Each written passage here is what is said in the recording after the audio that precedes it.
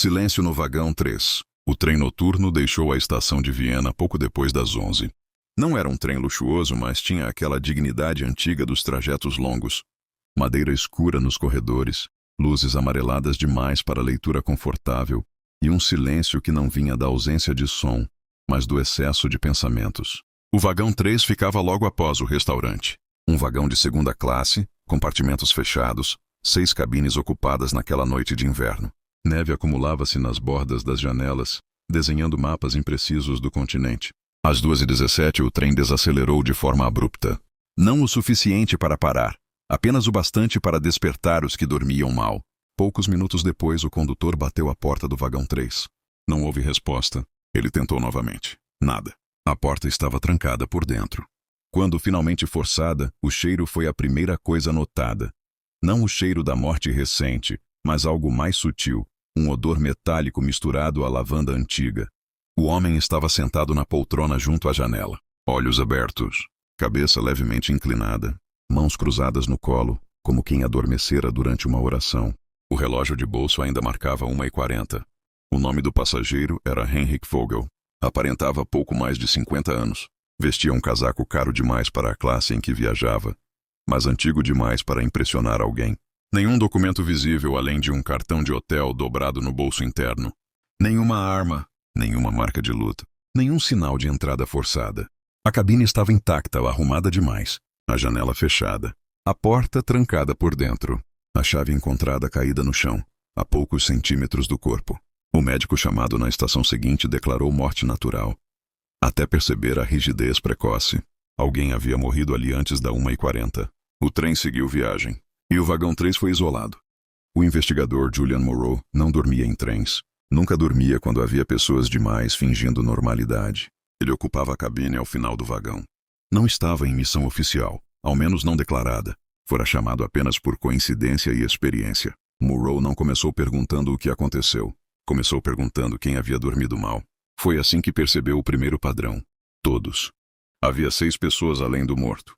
A senhora Elsbeth Kruger, viúva, mãos sempre cruzadas, olhar treinado para a compostura. Disse ter dormido a noite inteira. Disse isso rápido demais. O jovem casal, Clara e Thomas, que afirmavam não ter saído da cabine após meia-noite, embora o funcionário do vagão os tivesse visto no corredor às 1h10. O Sr. Mikhail Petrov, comerciante russo que alegou dor de cabeça e uma caminhada curta para esfriar os pensamentos. A governanta Anna Weiss, que cuidava de uma criança inexistente naquela noite. E o professor Leonhardt, que corrigia provas que ninguém jamais veria. Todos tinham horários, todos tinham álibis, e todos mencionaram, sem serem perguntados, que não conheciam Henrik Vogel. Moreau ouviu cada versão 2 vezes. Na terceira fez apenas observações. A viúva trocava de anel entre uma frase e outra.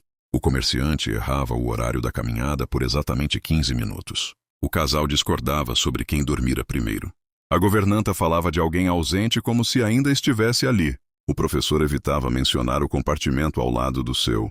E todos, absolutamente todos, reagiram da mesma forma quando Moreau comentou casualmente. O Sr. Vogel parecia alguém difícil de amar. Ninguém discordou, mas ninguém concordou em voz alta. Foi então que Moreau compreendeu algo incômodo. Eles não estavam escondendo como Vogel morrera. Estavam escondendo quem ele fora. Cada passageiro, ao ser pressionado, deixava escapar fragmentos. Um contrato rompido. Uma carta nunca enviada. Um segredo comprado com silêncio. Henrik Vogel não era apenas um passageiro. Era um peso. E agora, morto, tornara-se um fardo compartilhado. Antes do amanhecer, Moreau reuniu todos no vagão 3. Não acusou ninguém. Apenas perguntou. Se eu provar que foi assassinato, quem vocês acreditam que será acusado? O silêncio que se seguiu foi mais revelador do que qualquer confissão, porque naquele silêncio havia algo combinado. Proteção. Não a um culpado, mas a um morto que, mesmo ali sentado, ainda parecia controlar a todos. Moreau fechou o caderno. O trem entrou em um túnel longo demais, e pela primeira vez naquela noite alguém chorou. O trem saiu do túnel, mas o silêncio permaneceu. Moreau foi o primeiro a se mover. Não falou. Apenas observou o reflexo coletivo na janela. Rostos sobrepostos, expressões contidas, culpa espalhada como a neve do lado de fora. Vogel, disse por fim, quase como um teste. Esse não era o nome verdadeiro dele. Ninguém perguntou como ele sabia. A governanta, Anna Weiss, levou a mão ao colar. Não o ajeitou. Apertou-o. Ele usava outros nomes, disse ela. Dependia da cidade. Foi a primeira confissão espontânea da noite. Vogel havia sido muitas coisas. Intermediário, negociador, coletor de segredos. Nunca diretamente culpado, nunca inocente. Cada passageiro conhecera uma versão dele, nunca ao mesmo tempo. A viúva perdera o marido após um acordo conduzido por Vogel. O comerciante pagara para esquecer um processo que nunca existiu. O casal fora separado por uma carta que Vogel guardara por engano. O professor tivera a carreira salva, ao custo de outra vida acadêmica. Ele não matava, disse Moreau com calma. Ele empurrava. Todos assentiram. Moreau voltou ao caderno. 1h15. Vogel vivo. 1h40. Vogel morto. Entre esses minutos algo não se encaixava. O Sr. Petrov, disse ele, caminhou a 1h20. A Sra. Kruger acordou a 1h25. O casal saiu da cabine a 1h10. A governanta esteve no corredor a 1h30. 5 pessoas. Moreau levantou o olhar. No mesmo vagão. Mas ninguém entrou na cabine. O professor Leonhardt fechou os olhos. Por que não precisávamos entrar? Murmurou. A revelação veio como neve, sem som, mas inevitável. Vogel sofria de um problema cardíaco grave. Sabia disso. Usava isso. Naquela noite cada passageiro fizera algo pequeno. Nada que isoladamente fosse crime. Uma conversa prolongada. Um atraso intencional. Uma porta não aberta. Uma luz não acesa. Um pedido ignorado. Vocês o mantiveram acordado, disse Moreau. Juntos. O silêncio confirmou. Então foi assassinato? Perguntou a viúva quase em alívio. Moreau pensou antes de responder. Foi decisão, disse, e omissão. Ele fechou o caderno. A lei gosta de mãos sujas. Mas aqui, só há mãos limpas demais. O trem começou a reduzir a velocidade. Uma nova estação se aproximava. Antes que o trem parasse, Moreau fez a última pergunta.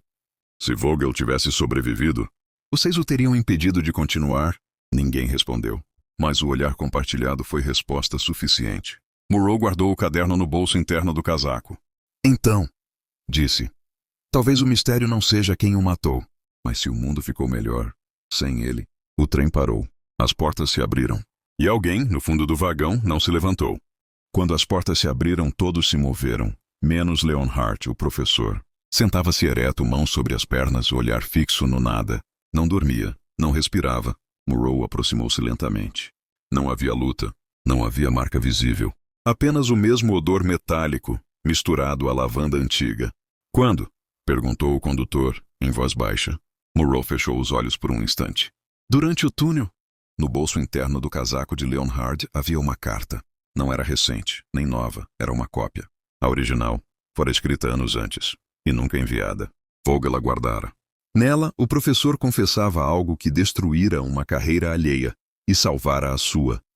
Ele estava doente, disse Anna Weiss, quase num sussurro. O coração, Moreau assentiu. E decidiu não pedir ajuda, completou, porque achou que já havia pedido demais. O silêncio não era mais pacto, era luto. A polícia local subiu ao vagão. Moreau falou pouco. Escolheu cada palavra como quem monta um relógio. Heinrich Vogel. Morte natural agravada por estresse. Leonhardt. Insuficiência cardíaca súbita. E o resto? Perguntou o oficial. Moreau olhou para os passageiros. O resto é silêncio, disse. E o silêncio não é crime. O trem voltou a se mover. Um vagão agora vazio. Os passageiros restantes não se olharam. Não trocaram promessas. Não se absolveram. Mas algo havia mudado. O peso que Vogel exercera sobre todos desaparecera e levara outro consigo. O senhor vai escrever sobre isso? Perguntou a viúva. Moreau guardou o caderno no bolso. Não, respondeu. Algumas histórias não precisam ser contadas. Precisam apenas terminar.